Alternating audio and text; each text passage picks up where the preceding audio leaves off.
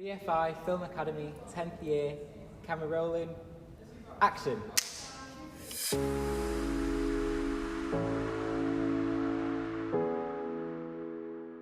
Today's event is, well, we've called it BFI Academy Talk and Shorts. And really the idea of it is to talk to some of our recent BFI alumni. The academies have obviously been running for 10 years now, but we really wanted to look at what our more recent alumni are doing. So Dylan did the academy last year, I believe, and Billy did it just recently in the autumn. So we just wanted to really focus on those early stages of our alumni's filmmaking journeys when they've sort of just graduated, they're just starting to make their own films and they're sort of looking forward to the future and what's next. So we're going to talk about all of that, and their short films are available on the Leeds player as well for you to watch alongside this talk. I'm Izzy. I'm working currently at home in Manchester. I am the creative practitioner of film and digital. And I worked with Billy on the BFI Film Academy this year. Billy, do you want to introduce yourself? Sure. Hello, I'm Billy. I'm 18. As Izzy said, I did the BFI Film Academy in Manchester. Yeah, I think that's me. Amazing, thank you, Billy. So I'm Sam, I'm the BFI Film Academy course leader in Sheffield, so through the showroom cinema. We do the year-round production training for the BFI Film Academy, and we also do the specialist programming residential course. I'm absolutely delighted to introduce Dylan Scott, who's our graduate from last year. Hi, I'm Dylan from the Sheffield BFI Film Academy. I'm 17 and I graduated the course last year, kind of in the midst of COVID. For my time on the course, we made a film called Happy Hour. It was a comedy between two sisters.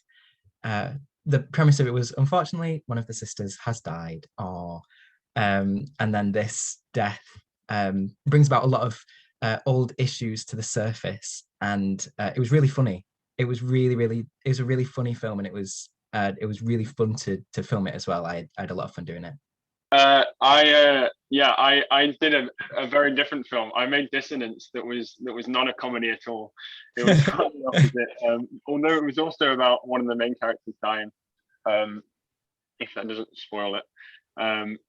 But yeah, it was sort of a drama or a tragedy, but then mixed with some elements of sci-fi. Because it was made during the COVID lockdown, I took on almost every crew role except for the camera operator for a few of the shots I was acting in. Wow. That must have been so hard actually, like doing it in the middle of the pandemic as well. Because I know that when I started doing mine, restrictions had eased kind of, but for you that sounds really strange, trying to make a short film like that. Yeah, it was really weird. I mean, I had a lot of moments when filming it when I was like, what am I doing? It was just me like balancing the camera on like a pile of books and then trying to perfectly frame myself in it. So it was definitely a challenge, but I think it probably prompted more creative. Yeah, absolutely. Ways of getting around stuff and things. But yeah. Was your one with a group of people? Yeah. I think there was a group of about 16 of us, and we shot it over 4 days, and they split us in half. So it was 8 people did the first 2 days, and then the other 8 people did the next 2. So it was really interesting seeing, like, you turn up and everyone was assigned different roles at different points in the day, and looking at how everyone approached the different roles. It was really cool. It was really, really interesting. Awesome. What was your role in the production of it?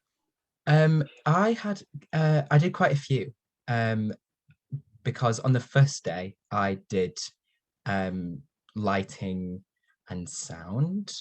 I think, yeah, first day I did lighting and sound, and that was great. I had lots of fun doing that. I didn't realize the strain that holding a boom mic really gives you. But I guess I could have only really found that out from holding a boom mic. So, you know, you live and you learn. But on the second day, I did a bit of directing as well. That was great. That was really, really fun. I really want to have another go at that. So would you consider yourself a jack of all trades then? Because you've learned everything now. You can do everything. Well, you said it, not me. You said it, not me. No, I know that. I know I have a lot to learn. Because, like we said, I only just did it really recently. So this was like a first taste of a lot of different things for me. So I know for a fact I have so much to learn.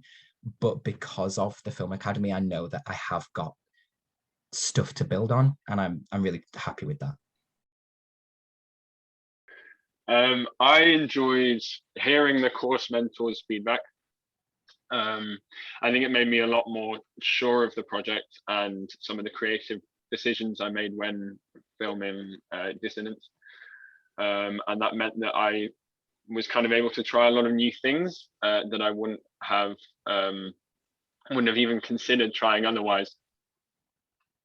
I agree. I think that hearing the feedback from like the leaders and also from the people that you were doing it with was really, really valuable. And I really did enjoy that because for me, I really like writing. And so I went into it feeling very confident, thinking I can, you know, write something that I enjoy, I can write something that I like. But then when you actually present it in front of other people and they feed in their own ideas and they say, oh, well, there's a plot hole here, this might not work. And suddenly it becomes so much thicker and so much better to talk about. And you can all work together on it. And it's really, really helpful. I think the Academy was helpful for me in sort of growing my film knowledge as a whole, building an individual style. So as I previously mentioned, I think confidence was a big thing. It was a big confidence boost to have that extra help, and so I was able to sort of experiment. It's very true. I think that thing that you touched on then about learning the ins and outs of the British film industry, I learned about that too when we did our online classes. Because they did about like film history and like British film, global cinema in general, which was great. I have a notebook full of pictures and annotations and everything that I stuck everything in during the sessions. But I also learned a lot more about sound and lighting doing it, because I feel like sound and lighting are things that some people don't really think about when they first go into a project. Like when they first start like thinking of, oh, I'm going to make a short film, sound and lighting isn't the first thing that their mind goes to. But then when you actually get on a film set, they're like some of the most important. You know, it was great to have a taster of the work that goes into that. That was really interesting. So after graduating, I got to screen Dissonance. So I screened it at the Spirit of Independence Film Festival, that was a local film festival in Sheffield through the BFI. And then I've also got to screen it at the BFI Film Academy Young Programmers Festivals before they showed Blade Runner. And I got to screen it on the official screening day with all the other BFI Academy graduates last year after I'd finished it. And then after graduating, I got to I went straight on to making my short film Lighthearted, near to the end of lockdown, which has done pretty well in festivals, and recently won the Interfilm Film of the Month with Billy's one of Billy's films also coming up as a runner-up in that for exactly the same month. And then it was also chosen to be a part of this year's Indies short film program that I think you'll have access to. I'm not sure. Meanwhile, I applied to the BFI Craft Residential run by the NFTS and got accepted into that. And I also got the chance to, thank you. I also got the chance to work on a professional set as an assistant art director earlier this year. And I have another job coming up this month as a sound recordist on a similar set. You are ticking all the boxes. Oh my goodness. Wow, you've done a lot. Sorry, my TV just turned on out of nowhere. How that happened. Uh, wow. So how many times has Dissonance screened? 3 now. Yeah, 3. Wow, Yeah, it's been that's awesome. Yeah. crazy. I think that all through the BFI, every single one of them, it's just been them That's great. sort of sending it into places, and that's been really great. Yeah, because I don't have to worry about any of it too. I don't have to be sending it into all these film festivals like I have with Lighthearted. Instead, it's just they do it all for me. Yeah, that's great. That is really, really good. I think for myself, opportunities wise, following the Film Academy, I mean, obviously, it was screened uh, at the graduation at the home cinema, which was lovely. Home is such a nice place. Everyone should go. Yes, this is an advert for home. You should all go. Um, and then I only just finished mine in December. So it was very, very recent, but even then, just from finishing it only just like 2 months ago, I've been sent so many different emails of different opportunities through the BFI. It's constant and it's great. I mean, first of all, I got an invite for this young reviewers course that Home is piloting this year, which was great, and that's how I found out about this. And there is a BAFTA mentoring scheme for BFI Film Academy members that I have applied to, that I found out through them. I've been able to put a lot of different things from the Film Academy on my applications for different places, for like universities and things like that. And it all seems to be going well. I'm hoping that, following this upward motion of the Film Academy, I'm hoping I can keep it going, with submitting different films, different things. Because like I said, I submitted that film to Into Film in, I think it was October or September. And I only just found out about it today, which I feel like everything is happening at a good time. Everything is coming all at once. So I want to keep this going through, well, obviously with the help of BFI, because they have so much stuff. They have so much stuff.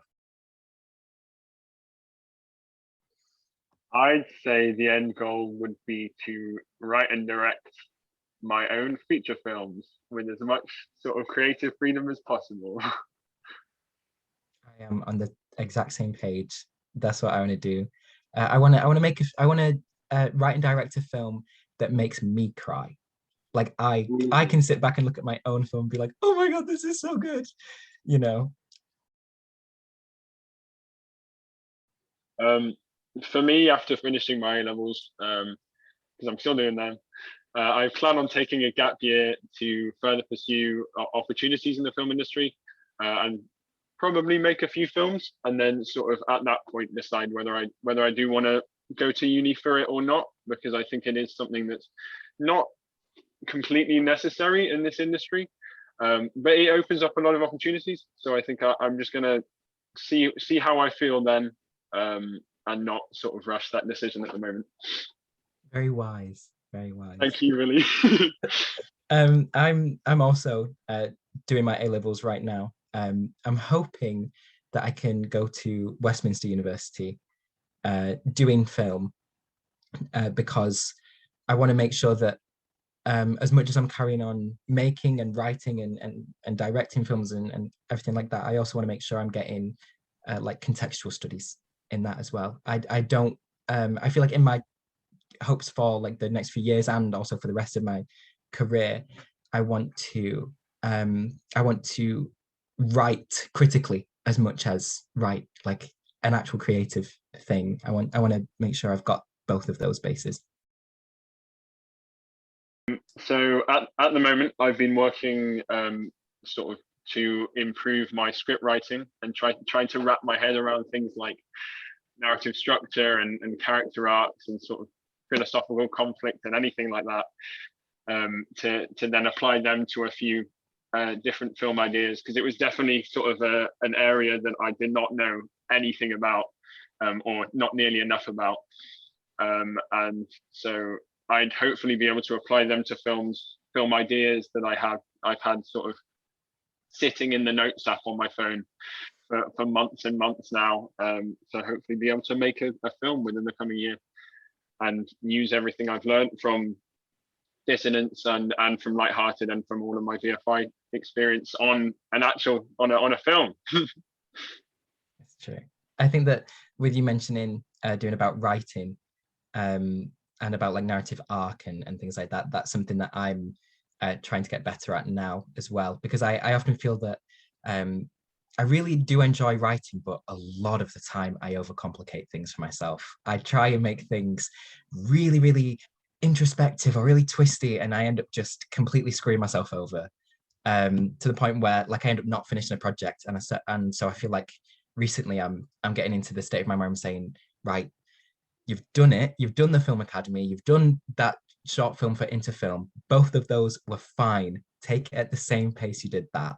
And I feel like following on from the Film Academy and things like that, it's something that I feel like I'm getting better at, so I hope I can keep that up.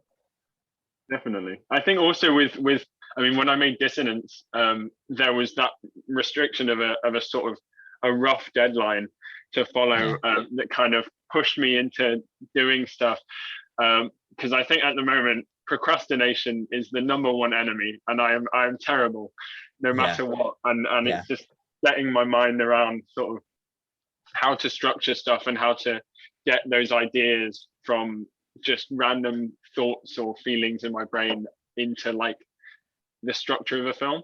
That I'm trying to figure out.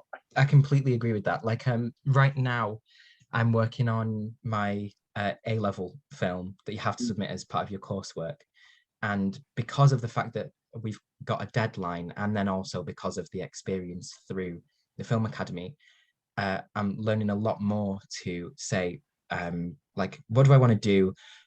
I'm going to do it. And instead of sitting back and saying, oh, what about this? Is this going to work? Blah, blah, blah. Is this going to blah, blah, blah, blah, blah, blah. Just do it. Just film it, edit it, see if it works. Because you can't like think of your own film and then talk yourself out of it saying, no, it'd never work, without ever actually seeing it. Because what's the point? You don't know that until you've seen it. And I feel like that's something that I learn on the Academy, and that's something that I feel like a lot of people in my position should really take into account. Just do it. Just do it.